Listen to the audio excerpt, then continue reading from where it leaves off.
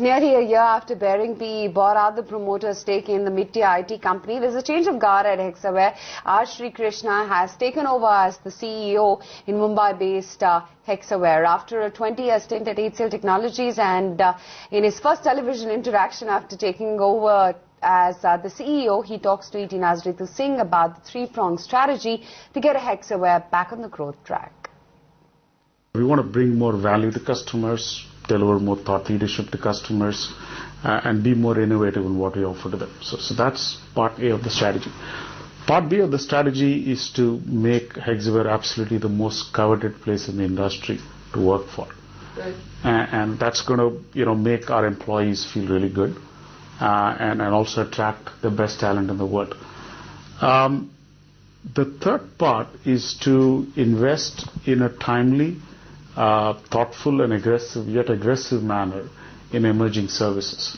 Okay. Consistently ahead of competition. If we do these three, I think we will have sustainable long-term growth. But there's still a lot of focus on traditional enterprise application services, which has been an area of concern. A lot of analysts have raised concerns on that. So as the new CEO, where do you think the next area of growth will be? I mean, will you continue to be focused on these areas, or will you explore new opportunities? Well, it's going to be a balance of both. I mean, the traditional application services are here to stay. Right. And in fact, right now, a vast majority of spend does go there. But there is a desire to change. There's a desire to change. And we have to start putting our focus and investments where the puck will be. It doesn't take our eyes off the ball where it is today. But incremental investments and focus will go where we think the future will be. But what is your outlook on the coming few quarters? Do you see things picking up from here on? And NASSCOM, as you would know, the industry body, they've given a growth target of 13 to 15% for that for the industry. Do you think Hexaware could beat that target? Well, I don't want to comment on next quarter or next to next quarter.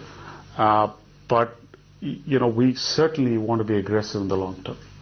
And we are a smaller organization than some of our larger peers, and so we should be looking to grow aggressively. So when you're talking about being aggressive, is inorganic growth something that you would explore, or are you looking at more organic growth? Growth will have to come from both. Right. It can't be one or the other, but inorganic will certainly have a role to play. A lot of companies in the earnings season have given mixed feelings about the discretionary spend. Where do you think that is right now? Do you think things have changed on the ground? Things are looking better? There is an uptick in discretionary spend, that's for sure. But I think the structure of the discretionary spend has changed. Earlier there were these mega projects that customers used to fund. I don't think customers are funding $100 million projects anymore. They're funding more tactical projects looking for short-term returns.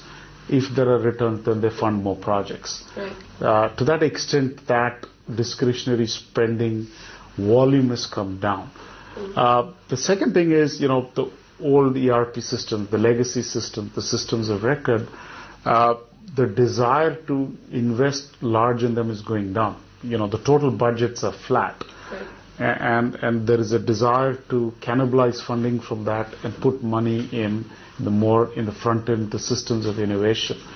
Right. So there's going to be a shift in spending from the what I would say the big legacy systems to smaller systems which are more agile and in the interface between our customers and their customers. SMAC technology, digital, that is a big area of opportunity that a lot of IT companies are talking about. What is the kind of investment Hexaware's made, and what is the kind of revenue opportunity you're seeing in the next coming few years? Yeah. So first, I'm going to say that I think SMAC doesn't quite do justice to all the different changes that's happening there. As an example, I think the biggest change that's going to happen is the fact that sensors are going to pervade. Everything is a sensor. Everything is a device that generates and transmits data, and SMAC doesn't actually capture that one. So Internet of Things is going to be the biggest driver. I actually see all of those as a great leveler. There is nobody who can justifiably claim to be a tier one in that space. It actually creates a great opportunity for Hexaware if you think about it. If you think about it further, the front end of mobility applications, as an example, is where all the talk is, but all the money is actually in making sure that the data behind those front end systems are done well, and there's high integrity in the data.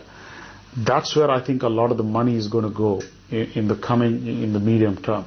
It's a great opportunity for Hexaware because Hexaware is a leader in that space. We have been a leader in that space for over a decade. It's one of our core legacy strengths is in data management. But what is the kind of revenue opportunity, if you could quantify for us in the coming few years that you're seeing? In data management alone, it's going to be in billions of dollars. Right. Talking about your margins, while the industry margins, they're not at the same level that they used to be, the base has grown. But Hexaware has really fallen off its peak from last year.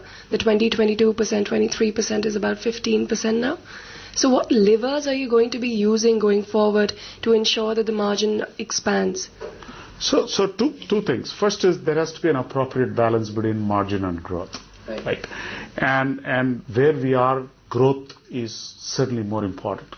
Having said that, margins will actually follow because a lot of margin issues are underpinned by growth.